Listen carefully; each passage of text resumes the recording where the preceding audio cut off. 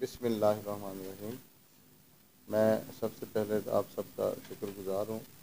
آج میں ابھی کمپین میں تھا تو ایک ایشو کو ہائی لائٹ کیا گیا میرے حوالے سے، اور جو مذہبی منافرت پھیلائی جا رہی ہے، میں اس سلسلے میں آپ کو میں نے تکلیف دی اور میں اس سلسلے میں حاضر ہوا ہوں کہ سوشل میڈیا پہ ایک جو شخص ہے وہ اسد خان کے بارے میں کوئی بات کر رہا ہے اور اس کو میرے سے ریلیٹ کیا جا رہا ہے، جبکہ میں اس وقت وہاں پہ موجود نہیں تھا اور میں وضو کے لیے گیا ہوا تھا۔ لیکن میں اپنی بات کہ الحمدللہ میں اللہ اور اللہ کے رسول کے کرم سے، اور ہم اللہ کے ماننے والے اور اللہ کے نبی صلی اللہ علیہ وسلم کے ماننے والے، اور ان کے ساتھ ساتھ جتنے بھی فرقے ہیں سب کے ماننے والا ہوں۔ اور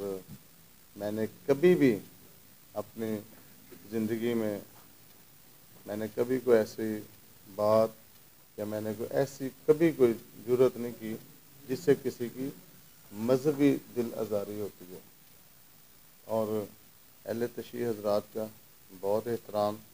اللہ کا کرم ہے کہ میرا گھرانہ علی رضی اللہ تعالیٰ عنہ اور ان کو ماننے والا اس طرح میں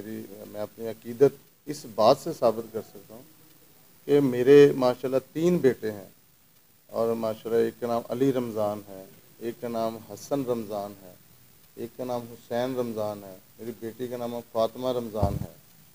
تو پتہ نہیں یہ لوگ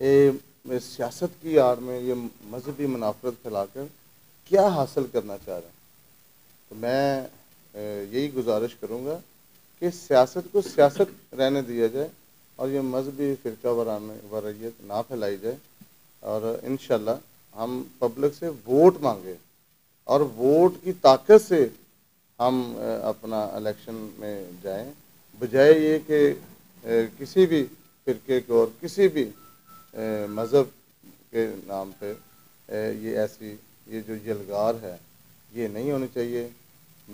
میرا اور میری فیملی کا ٹریک ریکارڈ ہے الحمدللہ کہ ہم سارے اہل تشیع حضرات اور ان کے محرم الحرام میں میری اپنی خدمات ہیں، اور میں اللہ کا شکر ہے اہل تشیع حضرات جانتے ہیں کہ میں نے ہر محرم الحرام میں ہم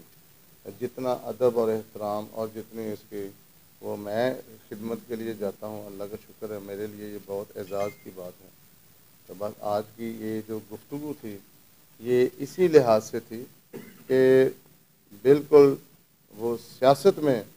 مذہب کو اور یہ مذہبی منافرت کو نہ لایا جائے۔ بہت شکریہ، بہت مہربانی۔ السلام علیکم۔